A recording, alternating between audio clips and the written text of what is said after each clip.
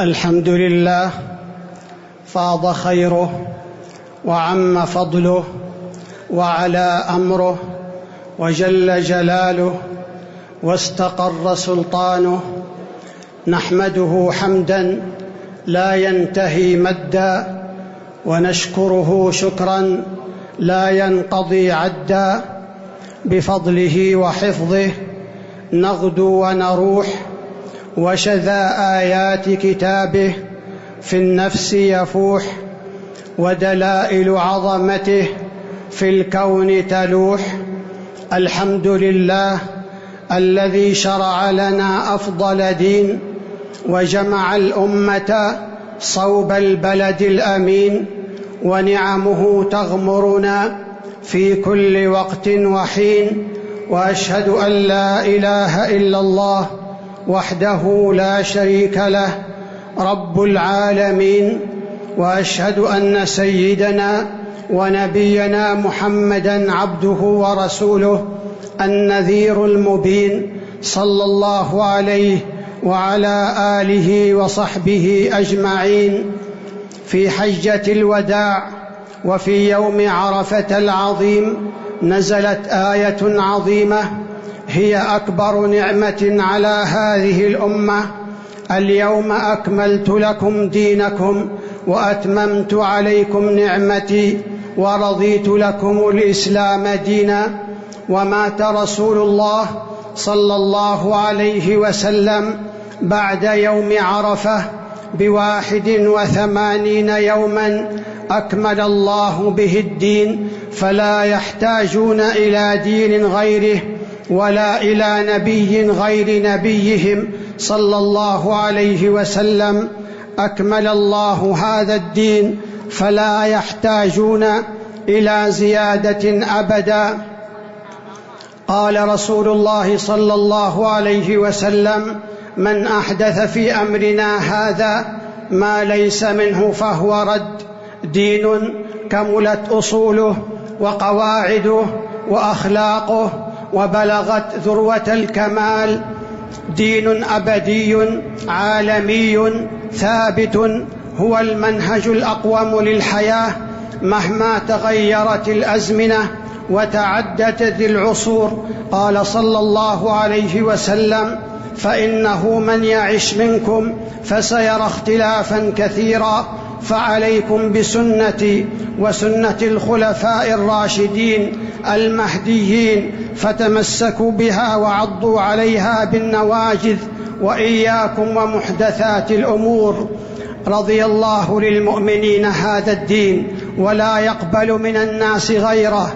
قال تعالى: ومن يبتغي غير الإسلام دينا فلن يقبل منه وهو في الآخرة من الخاسرين.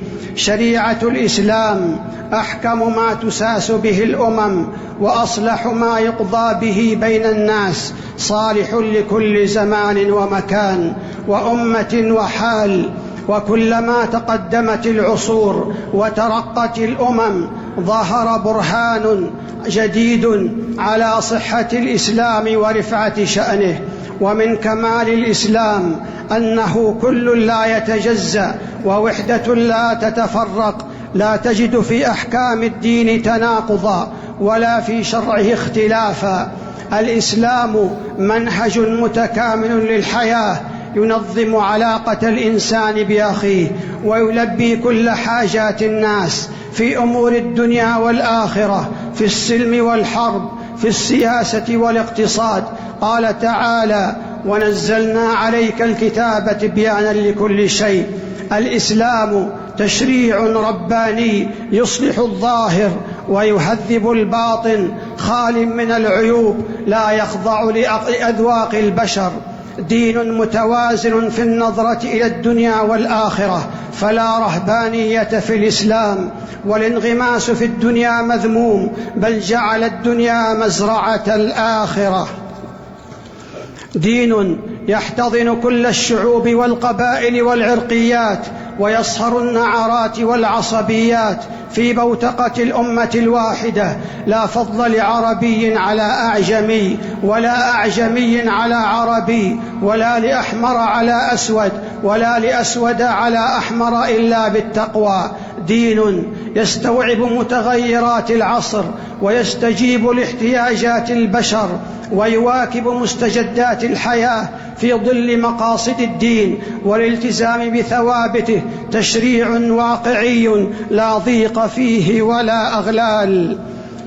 ديننا يحفظ العقول، ولهذا حرم الخمر والمخدرات وكل ما يؤدي إلى فساد العقل. يحفظ الأموال، ولهذا حث على الأمانة وحرم السرقة. يحفظ الأنفس، ولهذا حرم قتل النفس بغير الحق. يحفظ الصحة. ديننا يصون العلاقات والأنساب بنظام الزواج والأسرة. يحفظ الشرف والكرامة، لا يدع الغرائز تنطلق دون وعي ولا ضابط، فحمى النسل وصان المرأة ووضع نواة للأسرة. ديننا دين العدل مع الغريب والصديق والبعيد، حتى مع العدو.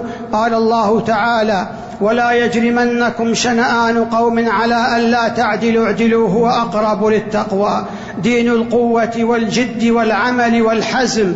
قال صلى الله عليه وسلم: المؤمن القوي خير وأحب إلى الله من المؤمن الضعيف، وفي كل خير. الإسلام يدعو إلى تآلف القلوب ووحدة الصفوف، وهو دين المحبة والاجتماع والألفة والرحمة. ويأتي العيد ليجدد هذه المعاني ويؤكد الأواصر ويوثق الروابط.